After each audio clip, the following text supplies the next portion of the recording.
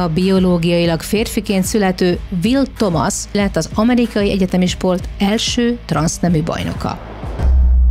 Voltak olyan emberek a világ összes tájáról, akik transzfóbnak vagy minden egyébnek hívnak. Szerintem mindenki fél kimondani a véleményét. A PEN transznemű úszójának, Lia Thomasnak még mindig férfi nemi szervei vannak, és a női öltözőt használta az NCAA bajnokságban. Ha mi elkezdenénk tesztoszteront szedni, akkor az azonnal dopingnak minősülne. El kell távolítanunk a transznemű sportolókat a női sportágakból. Vizionálhatunk egy olyan helyzetet, amikor Lia Thomas mondjuk a Párizsi olimpián ott lesz az amerikai női úszó válogatott tagjaként? Előfordulhat, igen. Egy valóban exkluzív beszélgetésre készülünk most. Szeretettel köszöntöm a Mandérer nézőit és vendégemet, György Rékát is. Ő az a magyar olimpikon úszónő, aki az Amerikai Egyetemi Bajnokság résztvevőjeként nyílt levelet írt az Amerikai Egyetemi Bajnokságot szervező NCAA vezetőségének a női sportolók fair versenyhez való jogának védelmében. Hogy telt a leveled megjelenése óta? Eltelt pár hét. Talán az első hét volt az, ami idézőjelben legrosszabb volt, mert tényleg le kellett némítanom a telefonomat. Volt olyan nap, amikor a barátaim elvették tőlem a telefont, hogy most már ne nézzem meg, kapcsoljam ki, mert teljesen felesleges azzal foglalkozni, hogy hányan hívnak, vagy hányan üzennek. Azóta kicsit lecsillapodtak a kedélyek, nyilván még mindig vannak megkeresések, illetve én is egyre jobban gondolkozom azon, hogy érdemes felszólalni, mert egyre többen keresnek meg azzal, hogy társuljunk össze, és próbáljunk nyomást gyakorolni az NCAA-re, hogy legyen változása a jövőben. De milyen változásra várna Réka és még oly sokan, akik eddig hallgattak? Foglaljuk csak össze? György Réka a 2016-os magyar riói olimpiai úszócsapatunk tagja volt, úgynevezett All-American, vagyis az Amerikai Egyetemi Bajnokság top úszói közé tartozó, és az amerikai Virginia Tech Egyetemen egyszerre 2 diplomáját is lassan megszerző bátor versenyző. Ő az, aki nevével és arcával vállalva a véleményét nyílt levelet írt az Amerikai Egyetemi Bajnokság, az úgynevezett NCAA vezetőségének, a biológiailag női úszók jogainak védelmében. Felindultságát az okozta, hogy a biológiailag férfiként születő Will Thomas, aki 3 egyetemi szezonon át úszott a Pennsylvania Egyetem férfi csapatában, transznemű sportolóként, ma már Lia Thomas néven nem csak hogy elindult, hiszen kapott rá engedélyt, de győzött is az 500 yardos úszótávon, az egyetemi bajnokság csúcs eseményén Atlantában idén március 17-én. Ezzel ő lett az amerikai egyetemi sport első transznemű bajnoka. A 22 éves 2019 tavaszán hormonpótló kezeléseket kezdő Lia megelőzte például a tokiói olimpián 400 méter vegyesen ezüstérmes Emma Weyant, valamint a tavalyi 5-karikás játékokon 1500 gyorson szintén második helyet szerző Erika Sullivant, vagyis a világ jelenlegi legjobb biológiailag női úszóit is, akiket könnyedén utasított maga mögé. Szintén 500 yardon, vagyis ugyanezen a távon indult György Réka, a Virginia Tech magyar úszója, aki 4 perc 41,06-os idővel a 17. helyen zárt az előfutamban, így lemaradt a B-döntőről is.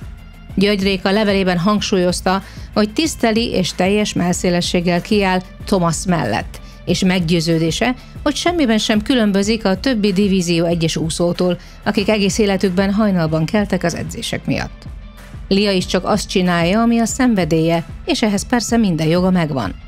Másfelől szeretnék kritikával illetni az NCAA szabályt, amely lehetővé teszi, hogy versenyezzen azokkal a nőkkel, akik nőnek születtek. Rékát a CNN, a BBC, a Fox News és számos külföldi, valamint magyar sajtóorgánum kereste, de csak nekünk vállalta, hogy kifejti a témában gondolatait és frusztráltságának okát. Már a verseny előtt, hónapokkal előtte beszélgettünk, nem csak mi, hanem mindenhol egész Amerikán belül az úszótársadalom, hogy a Lia velünk fog versenyezni, viszont tényleg úgy hittük, abban a hitben voltunk, hogy talán az NCAA felnyitja a szemét, hogy ez nem lesz fair velünk szemben, és változtatni fog a szabályokon. Ez ugye nem következett be, és végig tudtuk, hogy lesz olyan versenyző, aki nem fog tudni bejutni a döntőbe, adott esetben második lesz, és soha nem gondoltam volna, hogy én leszek ebben a helyzetben a végén.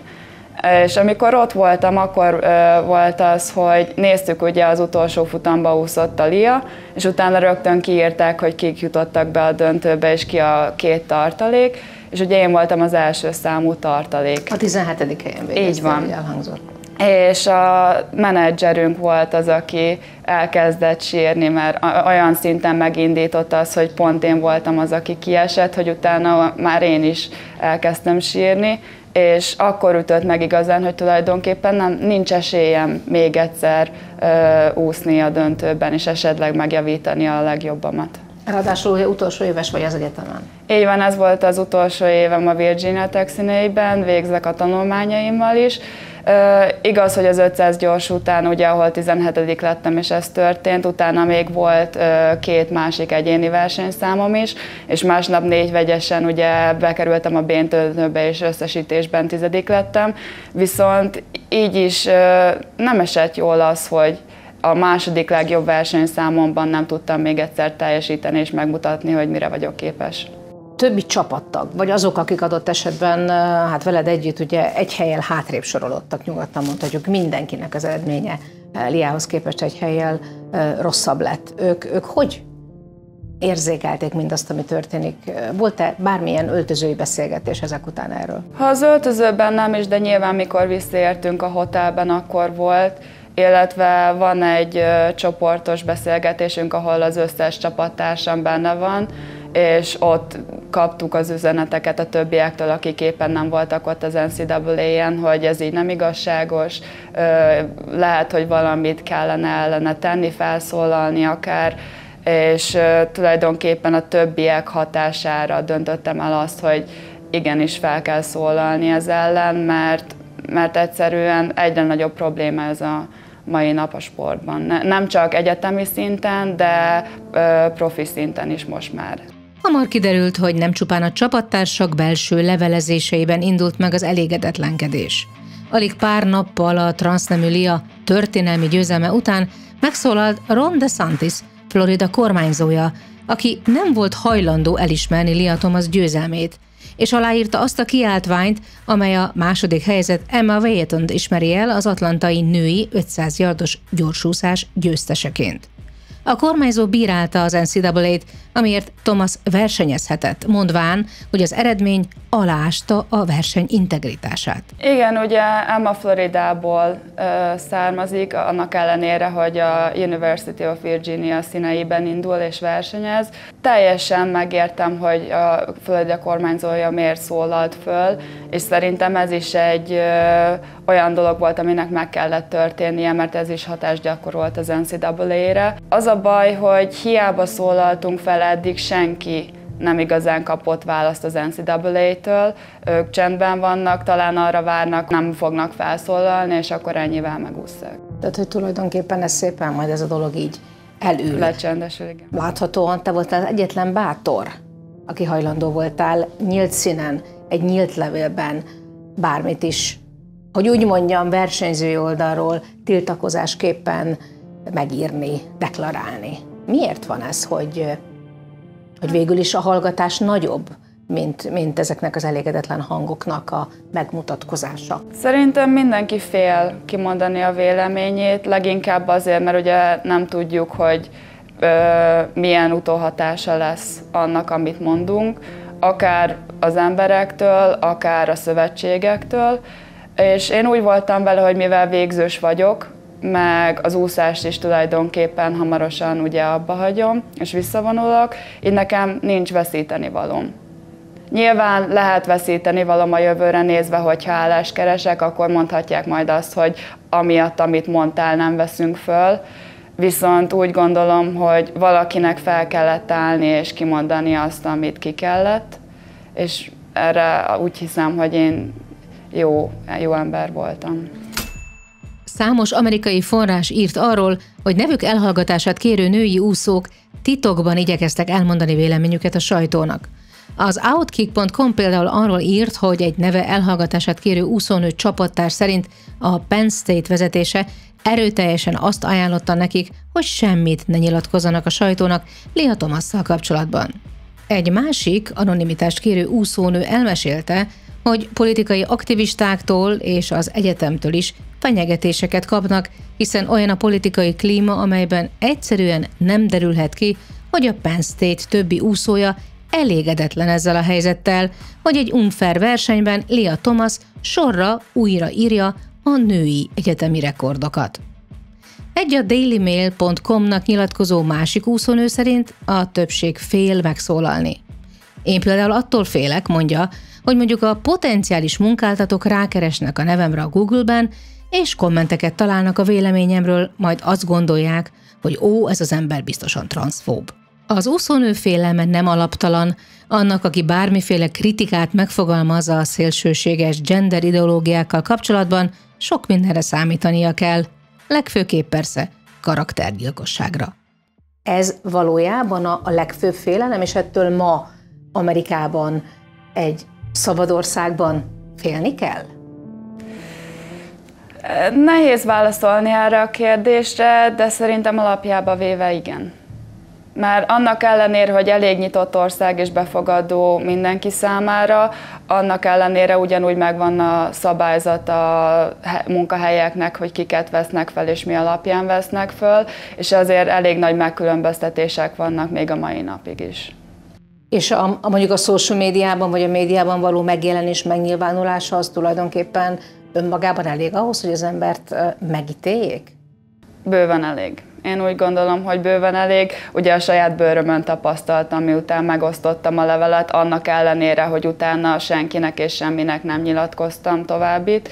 Mit tapasztaltál? Úgy mondom, hogy 95%-a az embereknek egyetértett velem. Nyilván nem mondok neveket, de nagy úszók vagy nagy visszavonult úszók is üzentek nekem privátban, hogy támogatnak. Privátban? Igen, privátban, hogy támogatnak. Miért színen nem mertek kommentelni? Volt, aki igen, például a Katka, Hosszú Katink például megosztotta a levelemet, és ő vállalta, hogy egyetért velem. Ugye ő is versenyzett kint az NCAA-en, úgyhogy ő is teljesen tisztában van a dolgokkal, hogy kint hogy működik ez a konferencia.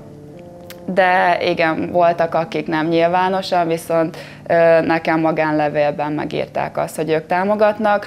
Másrésztről meg nyilván voltak olyan emberek a világ összes tájáról, akik transzfóbnak vagy minden egyébnek hívnak, amiatt, mert elmondtam a véleményemet, hogy szerintem ez így nem fair a sportban. Milyen bántások értek? Nem igazán szeretnék erről beszélni, de az a jó, hogy nem nagyon vettem magamra ezeket a bántásokat, próbáltam. A kommenteket például nem is olvastam el, mert szerintem teljesen felesleges ilyenkor azzal törődni, hogy ki mit gondol. Viszont nyilván így is visszajutottak hozzám dolgok, ugye barátoktól, családtól hallottam ezt-azt. Talán a legjobb az, hogy Twitteren nem voltam fent, és ott fogalmam sem volt, hogy mi történik, mert talán az volt a social médiának a központja, miután a levelem megjelent. Igen, kerestelek egyébként a különféle fajta social felületeken, és privát fiókjaid vannak, úgyhogy gondolom nem véletlenül nem akartad magad kitenni ennek. Profilom Facebookon is és Instagramon is privát maradt pont emiatt, hogy ne tudjanak bántani olyanok, akik egyébként nem értenek velem egyet. Ezek a neves médiumok, ezek valóban, nem azt mondom, hogy zaklatásig kerestek, de kíváncsiak voltak arra, hogy mit gondolsz? Volt olyan, aki majdhogy nem zaklatásig keresett, viszont szerencsére az iskolám, a sportmenedzser és az edzőim nagyon támogatóak voltak, úgyhogy egy idő után az összes ilyen megkereséssel ők foglalkoztak. Nyilván visszahallottam, hogy kik kerestek, vagy mik kerestek, és milyen ötleteik vannak, hogy hogyan adjak interjút, de ezeket elutasítottam eddig a pillanatig. György Réka irántunk mutatott bizalmát és erős lelkületét mi sem bizonyítja jobban, hogy itt az interjúban ugyan nem kívánta elmondani, milyen bántások érték a véleménye miatt az Egyesült Államokban, de a felvételen kívül megőrizze persze Réka titkát, nekünk részletezte azokat a kivétel nélkül bántó, lealacsonyító és szinte minden esetben jogi elégtételért kiáltó, méltatlan jelzőket és minősítéseket, amelyekről önmaga védelmében igyekezett nem tudomást venni. Ezzel szemben érdemes arra is kitérnünk, hogy Réka Will Thomasból Lia Thomasként az új identitását megtaláló emberről, sőt a gyerekkora óta hajnal 5-kor kelő úszóról soha nem szólt kritikus hangon, sőt, épp ellenkezőleg. Így van, hiszen sportoló létemre te is sportoló voltál, úgyhogy tudod, hogy működik ez. Amikor tudod, hogy a másik is hajnal 5-kor ugyanúgy felkelt, beugrott a vízbe, leúszta az adagot, amit kellett, mellette iskolába is járt, csinálta az óráit. Nem egyszerű ezt a kettőt összeegyeztetni, ilyenkor elismered ugyanazt a munkát, amit te is beleraktál. Viszont amikor elérkezel ahhoz a pillanathoz, hogy valaki olyannal szembe kell versenyezned, aki biológiailag teljesen más, és akkor rájössz, hogy ez nem fair, és valamit kell ellene tenni. Nagyon sokféle téma megjelent ezzel kapcsolatban. Nincs másik öltöző.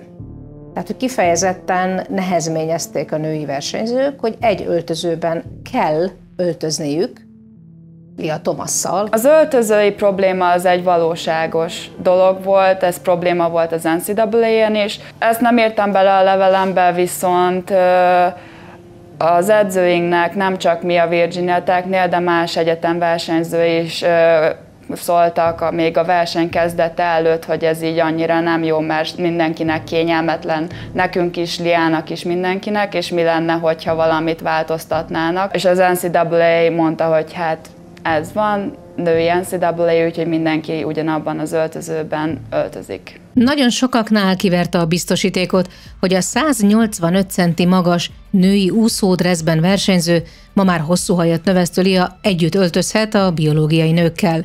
Lia ugyan tesztoszteron szupressziónak vetette alá magát, hogy indulhasson a nők versenyében, de nem átalakító műtéten nem esett át.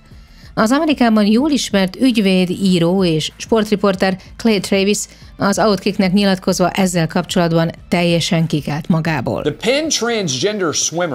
A Penn transznemű úszójának, Lia Thomasnak még mindig férfi nemi szervei vannak, és a női öltözőt használta az NCAA bajnokságban. Még egyszer mondom, még mindig férfi nemi szervei vannak, és a nőkkel együtt öltözik. Teljesen fordított világban élünk. Ennek semmi értelme. Mit csinál az NCAA? Így kommentálta mindezt Travis. Volt, aki egyenesen a biológiai nők elleni abúzusnak nevezte azt, hogy egy öltözőbe kényszerítik őket Thomasszal.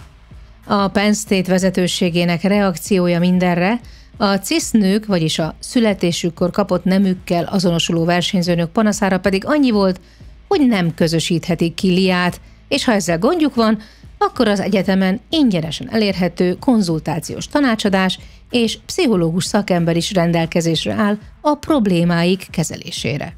De ezek mellett az egyáltalán nem lényegtelen panaszok mellett vizsgáljuk meg, mi is a valódi veszély abban, amit Lia jelenléte hozhat a női úszásba. Te hogy látod, hogy egy férfi teste, amelyik ugye egy kifejlődött férfi test, és nem arról beszélek, amelyik esetleg a pubertás előtt már átesett, ugye adott esetben egy ilyen nem átalakító beavatkozáson, szerinted csak abban különbözik mondjuk a medencében, egy teljesítménysportban, hogy az a bizonyos tesztoszteron szint az annyi, mint egy női versenyzőé? Nem, hát ugye itt fizikai adottságok is vannak, sokkal nagyobbak, főleg egy úszásban, hogyha nagyobbak a kezeid, nagyobbak a lábaid, magasabb vagy, ugye ez mind-mind olyan szempont, ami segíthet neked ahhoz, hogy jobb teljesítmény érjél el, és nyilván, hogyha ez hozzájön a tesztoszteron, akkor az meg még egy plusz dolog, amitől sokkal jobban úszhatsz. Más sportágakban is heves vitákat váltott ki a woke ideológia beágyazódása a sportversenyek világába. Emlékezetes Laurel Hubbard esete az első biológiai férfié, aki súlyemelésben nőként indulhatott az olimpián, ahol azonban érvényes kísérlet nélkül zárta a versenyt. A 43 éves új-zélandi a 87 kg-os kategóriában indult tavaly a tokiói olimpián. 2013-ig a férfiak mezőnyében versenyzett, majd nem váltó műtéten esett át, 2 évre rá pedig megkapta a Nemzetközi Olimpiai Bizottság jóváhagyását, miután a szervezet meghatározta a transznemű sportolók számára a tesztoszteronhoz köthető határértéket. A NOB 2015-ben nyitott utat a transznemű sportolóknak, és az akkori irányelvek szerint abban az esetben szerepelhet transznemű nő a biológiai nők között, ha a tesztoszteron szintje a verseny előtt legalább 12 hónapon keresztül 10 nanomol per liter alatt volt. De már ez is a múlté, mivel a NOP-nál azóta is dolgoznak azon, hogy az olimpiai versenyeket minél elérhetőbbé tegyék a transznemű sportolók számára. Így a tavaly novemberi NOP határozat szerint megváltoztatták ezt a kritériumot, mert az inkluzivitás szemléletéhez igazodva a NOP szerint nem szabad pusztán biológiai alapon feltételezni a teljesítményelőnyt. Ez azonban éles ellentétben áll a 2015-ös NOP konszenzus eredményével, a tudományos bizonyítékokkal és számos sportorvosi szövetség bizottság értékelésével. Szakemberek egész sora ad hangot kételyeinek, mondván a transznemű nők mindig is előnyben lesznek, hiszen a test egyes tulajdonságait, a csontok sűrűségét, a gyors és lassú izomrostok arányát, az izomrostok átmérőjét és meg számos biológiai különbséget nem lehet eltüntetni pusztán tesztoszteron szupresszióval, pláne, ha még ezt sem követelik meg ezután, hanem egyéni elbírálás alapján döntenek majd a jövőben. Megmutattam Rékának azt az exkluzív nyilatkozatot, amelyet a kérésemre a Mandinernek adott az egyik legmértékadóbbnak tekinthető amerikai úszó olimpiai bajnoknő és sportújságíró, Donna De Varona. A kétszeres olimpiai bajnok és egykori 18-szoros világcsúcstartó, aki anno a CBS-nél az első női sportújságíró volt az amerikai televíziózásban, és aki Emmy-díjat is kapott, mi több, aki Ronald Reagantől kezdve folyamatosan az egyik legbefolyásosabb elnöki sporttanácsadónak számított, akár konzervatív, akár demokrata kormányzás alatt, határozott véleményem van, és nem meglepő, hogy miért. De Varona oroszlánrészt vállalt abban a híressé vált 9. amerikai alkotmánykiegészítés, a Title IX megalkotásában, amely lehetővé tette állami középiskolákban és felsőoktatási intézményekben nők számára is a sporthoz és a sportösztöndíj elnyeréséhez való jogot, és bevezette a nemi alapon történő diszkrimináció tilalmát, egyenlő esélyeket teremtve a nők számára is a szövetségi finanszírozású egyetemi oktatásban. Donna De Varona jelenleg tagja a Nemzetközi Olimpiai Bizottság Kommunikációs Bizottságának és az Egyesült Államok Olimpiai és Paralimpiai Bizottságának, a női sportpolitikai munkacsoportnak is tagja, és bizony így vélekedik a kérdésben. Vissza kell mennünk, és ennél valami jobb szabályozással kell előállnunk, annak érdekében, hogy biztosítsuk a női versenyszámok védelmét. Persze közben azt is meg kell tanulnunk elfogadni, hogy bizonyos emberek másképp definiálják magukat, és megvan minden joguk, hogy a saját autentikus énjükben létezzenek és dolgozzanak. De a sport mindig is biológiai alapokon nyugvó dolog volt. Vagyis, hogyha elkezdjük újra tervezni, ahogy a sportot szervezzük magunk körül, ez túl hosszú időbe telik majd. Meg kell, hogy legyen a megfelelő szabályozás, hogy fair viszonyok maradjanak a sportban. A fair play, a fair játék nagyon fontos, ezért vannak a doping-tesztek is. Visszaemlékszem, amikor ön hatalmas energiákat megmozgatva úttörő módon igyekezett a 9. alkotmánykiegészítést elfogadtatni. Vagyis, ha visszaemlékszünk, micsoda hatalmas munkát kellett elvégeznie politikusok meggyőzésével a női egyetemi sportért, akkor nagyon sok olyan eredmény van, amit meg kell védeni. Sports, and of course, I think there is still a lot to defend basically at the moment, right? 50 évvel ezelőtt Lia el sem indulhatott volna a nők között, mert nem volt ilyen kategória, csak férfi versenyszámok léteztek. Szóval mélyre kell ásnunk ebben a kérdésben, és úgy gondolom, hogy a Nemzetközi Olimpiai Bizottság kissé elhamarkodta a mostani döntését, és azt hiszem sokunk nem is sejtette, hogy van egy ilyen példa. És teljesen mindegy, hogy Lia egyetlen személy, mert ha felborul az egyensúly, akkor mi értelme az egésznek? Ezek szerint tényleg az alapján akarjuk az indulási jogunkat meghatározni, mennyi nanomol tesztoszteron van a vérünkben? És miért van joga egy férfinak oly módon alakítani a testén, hogy beférjen egy új női kategóriába, amikor egy nő ezt nem teheti meg? Hiszen ha mi elkezdenénk tesztoszteront szedni, akkor az azonnal dopingnak minősülne. Szóval ezeket a kérdéseket kell feltennünk a fair verseny perspektívájából, és nem onnan nézve, hogy transzfóbok lennénk, mert ennek semmi köze ehhez. A Nemzetközi Szövetségnek kell mostantól eldönteniük, hogy milyen szabályozást alkotnak, hiszen az valóban igaz, hogy vannak olyan sportágak, ahol nincs különbség a nevezésnél a nemek között. A maratonfutásban például nyílt verseny lehet. Birkózásban ugye súlycsoportok vannak, míg a paralimpián sérültségi kategóriák szerint osztjuk fel a versenyt. Ha ez most egy olyan figyelemfelhívás, ami arra késztet minket, hogy gondoljuk újra a sportvilág működését, akkor ezt kell tennünk. De semmiképp sem kellene veszélyeztetnünk mindazt, amit a nők sportjában eddig elértünk. Egyelőre azonban a köztes kategória létrehozásának nyomát sem észleljük, és meglepő módon a Réka levelét nyíltan megosztók között például olyan hírességeket is találunk, mint Caitlyn Jenner, a világ egyik leghíresebb transznemű nője, aki az 1976-os olimpián Bruceként megnyerte a férfi 10 próbát, és most kifejezetten az NCAA-t hibáztatta, amiért az nem védte meg a biológiai nőket Lia Thomas részvételével szemben. Jenner, aki maga is 2015-ben transznemű nőként jelent meg a nyilvánosság előtt, és pontosan átérzi ezért Lia személyes és szociális élethelyzetét, határozottan ellenzi, hogy az olyan transznemű sportolók, mint Thomas, versenyezzenek a biológiai nők ellen. We have to protect women's sports from something like this. Meg kell védenünk a női sportot. Minden áron. Amit Lia tett, hogy legyőzte a biológiai nőket, hogy megnyerje a Divízió 1-es nemzeti bajnokságot, az rontja a sport és a versenyszellemiségét. Caitlyn Jennerhez hasonlóan Réka tehát leírta, és kimondta bátran, amit gondol, mert abban a pillanatban úgy érezte, nincs vesztenivalója. Mik a terveid a jövőre? Ugye azért azt ne felejtsük el elmondani, ugye, hogy nem csak olimpikon úszóként és nagyszerű egyetemi úszóként vagy itt, de egyszerre 2 diplomát végzel. Így van, ugye Human Developmentből és pszichológiából lesz végzettségem, az egyikből már megvan, mivel tavaly diplomáztam, a másikkal idén fogok végezni. Utána kaptam a kintállás ajánlatot, még nem végleges a döntés, de remélhetőleg meg fogom kapni az állást, és autista gyerekekkel fogok foglalkozni, egy speciális terápiát alkalmazva, úgyhogy ez a jövőkép, viszont másrésztről a sportban is szívesen maradnék, úgyhogy ha erre lenne lehetőség, akár a női sportolók érdekében is nagyon szívesen felszólalnék és tennék változtatásokat, vagy valakivel összetársulni, aki segíthetne nekem is. Például Hosszú Katinkával? Például igen. El kell távolítanunk a transznemű sportolókat a női sportágakból.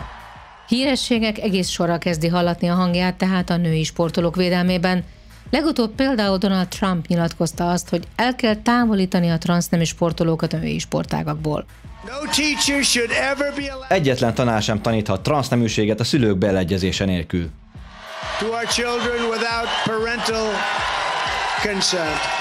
Az amerikai egyetemi bajnokságban vihart kavaró Lia Thomas jelenség persze sokakban egészen másfajta félelmeket ébreszt, még akkor is, ha a professzionális versenyúszókat tömörítő amerikai úszószövetség, a USA Swimming jóval szigorúbb követelményeket támaszt a transznemű versenyzők nők közötti indulása kapcsán. De valahol legbelül mindenki tovább gondolta már mindezt. Szakmai elemzések ugye már azt is felvetették itt, hogy előfordult egy olyan időszak, amikor Lia Thomas mondjuk bejelentkezik az amerikai olimpiai csapatba és a női válogatottba. Szerinted ez bekövetkezhet? Nem tudom, erről még nem igazán hallottam kint. El tudom képzelni, hogy bekövetkezhet, de mint mondtam, ugye az USA Swimmingnek teljesen más a szabályzata, mint az NCAA-nek, úgyhogy ahhoz több orvosi vizsgálaton és egyéb eseményeken kell részt vennie ahhoz, hogy ez bekövetkezhessen. Vizionálhatunk egy olyan helyzetet, amikor Lia Thomas mondjuk a Párizsi olimpián ott lesz az amerikai női úszó válogatott tagjaként? Előfordulhat, igen. Van-e benned bármilyen félelem attól, hogy ezt a bátorlépést megtetted, akár ott kint Amerikában, ennek a jövődre nézve, a munkádra nézve lehetnek-e negatív következményei?